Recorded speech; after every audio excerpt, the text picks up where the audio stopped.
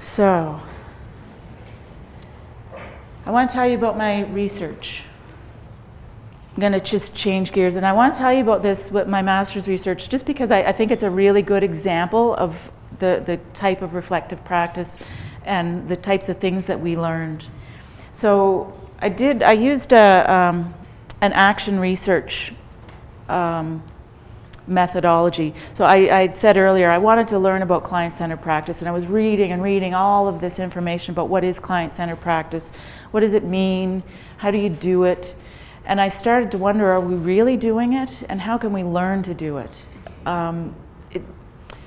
Because it's a little bit of I think there's different ideas of what it means to be client-centered, and so I wanted to learn more about it, and there are no courses out there.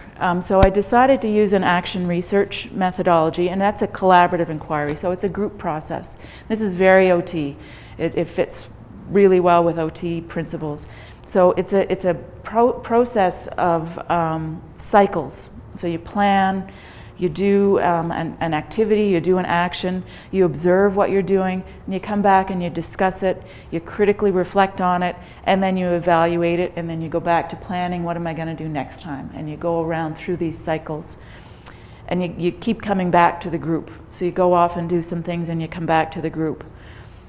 And the purpose of this is to gain knowledge and facilitate change. So the whole idea with action research is to facilitate change. It's often used for community development. And dialogue, so talking with others, coming back to the group, is one of the keys for success. And another key is that it promotes active awareness. So when you leave the group, you're actively aware of what's going on. So we had a group, there were 4 women. I actually planned to get more. I tried to get 8, I think. But it was a volunteer thing, and it took a fair amount of time. So I got a group of 4 women. And who were all said that they were committed to client-centered practice. At that time, we had between 7 and 13 years experience, and we had a variety of experience, both hospital, community, private. A couple of us had worked overseas. We worked in different areas of practice.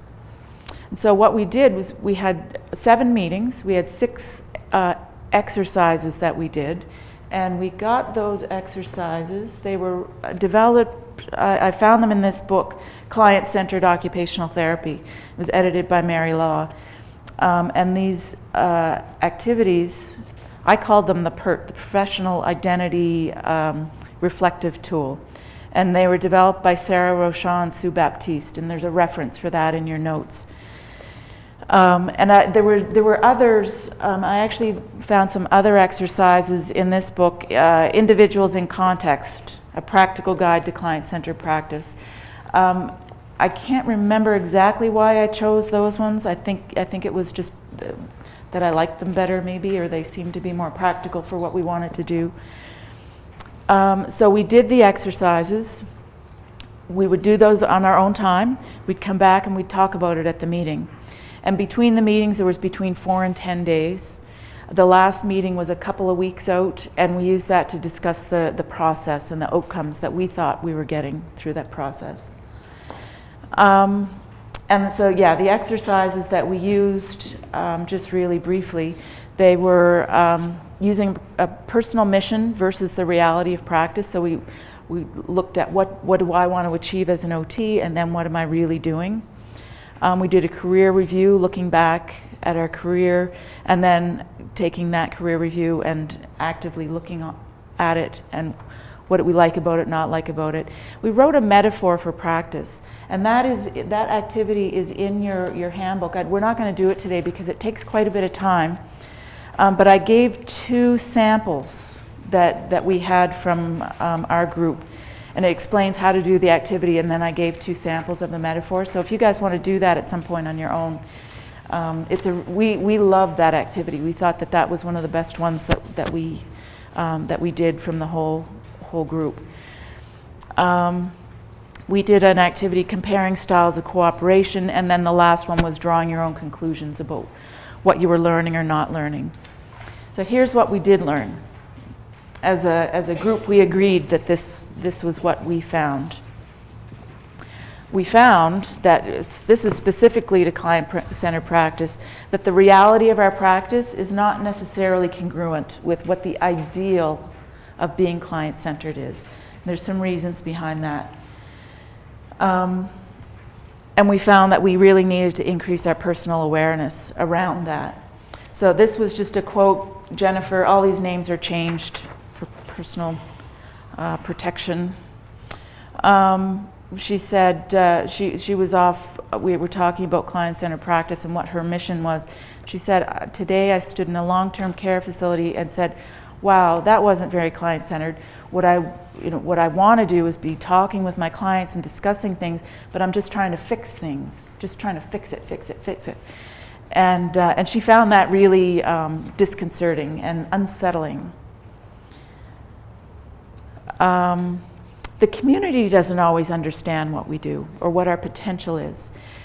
Even though OT's been around for a long time, we still find that, this was 15 years ago now too, that we still found that the community wasn't always understanding what it was that we were trying to do. I think that's getting better. Would you guys agree that people are starting to understand what we're doing?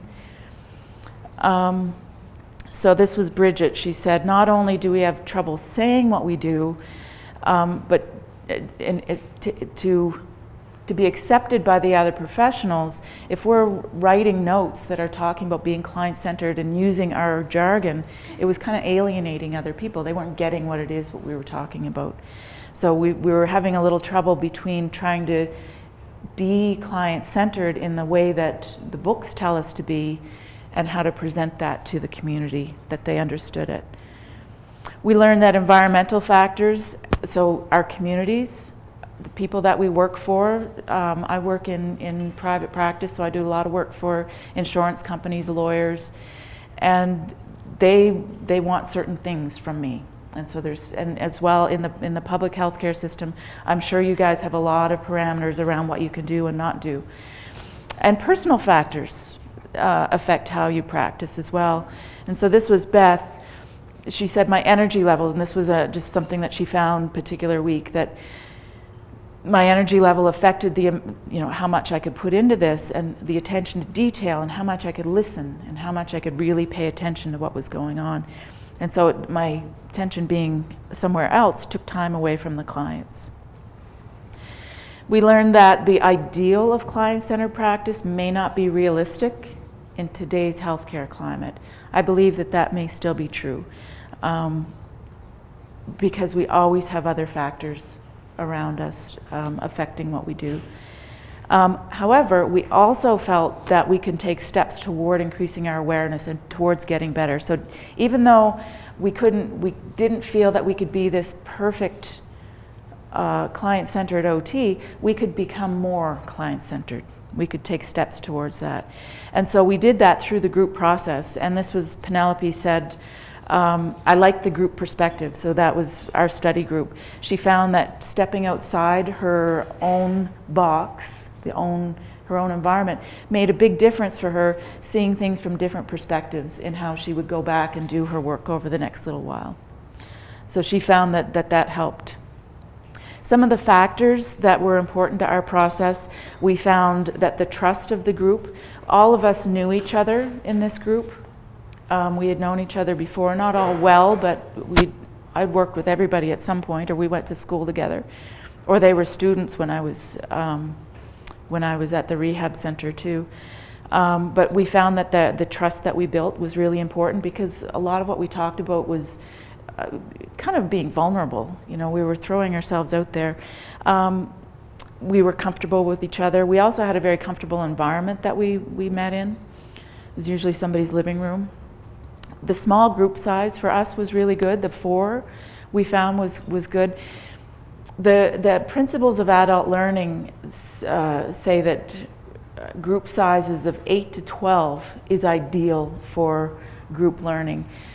For this particular group, I think if we made it much bigger, if we had maybe 5 would have been okay, but if we had 8, I don't think we would have had the same amount of sharing that we did. And sharing takes time. You guys are going to find that today because we're going to do some activities where we're going to talk about things, and it takes time. And we're limited today, so you may find that you're cut off a little bit from what you want to talk about. So for us, the smaller group size was good. We liked having differences of ideas, different experiences.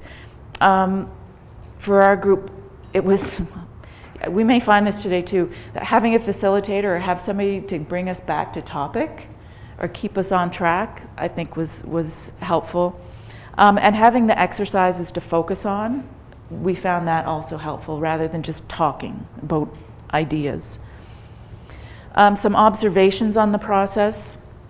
For us, the key was increasing awareness in our day-to-day practice and thinking about it and discussing it. So not just thinking about it, but discussing it. And so there's kind of 3 levels there: thinking, discussing, and then the underlying awareness. But also that change takes time. It doesn't happen overnight. We're not going to change our environments real fast, so we need to be really slow moving through that and negotiating our environments to both influence them and, you know, and the other people around us, but also to help ourselves get good at what we're doing. So let's take a closer look here. This part's this is the really boring part. The rest gets fun. Take a bit of a closer look. The reflective practice cycle. What I did was I used the same labels in the cycle as the action research cycle, and I did that. There are some different, if you look it up, if you have a real interest in this and you want to look up reflective learning and reflective education, there's a couple of different models out there. Some of them have 3 stages, some of them have 4. I wanted to include all 6 of these stages because I didn't want us, I wanted us to make sure that we were touching on everything. Because some of them can be combined, and actually we'll talk about this later, like action and observation can be combined together. Discussion and critical reflection can be combined together. Evaluation and planning, I don't think I'd combine those, I'd do them sort of separately. But we can move in and out of these. You can go from observation to discussion, back to observation, back up to action, you know, go back to observation, and but you keep moving through the cycle. And it's important to keep going and moving ahead and get to all of the different stages.